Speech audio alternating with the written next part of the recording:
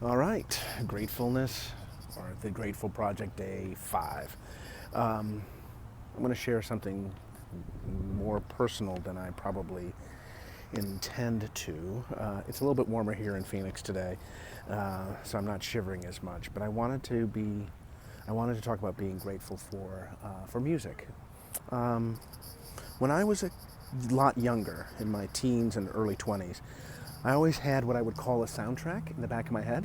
I'd always be hearing music. I always had songs in my head all the time, like all the time. And I would even, sometimes those lyrics would spill out into what I was saying, and it would make absolutely no sense to the people around me whatsoever. I've been known occasionally at that time of my life to be spontaneously dancing around and get caught. And so doing that, a little embarrassed, but that's okay. Sometime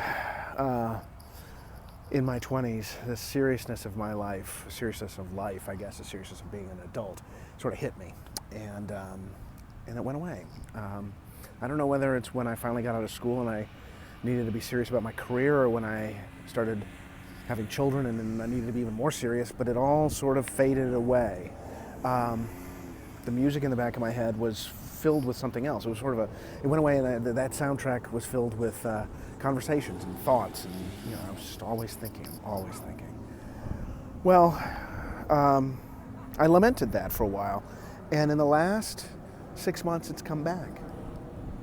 The music's come back, and I don't know whether it's because I now have this fancy schmancy car. It's not that fancy, but it's a nice car, and I tend to drive probably a little too fast for my own good in the middle of the night when I'm going home, and play the music a little too loud when I'm doing that. But now I have music in my life again, and that's really something I'm very grateful for. It's made me very happy, undeservedly so.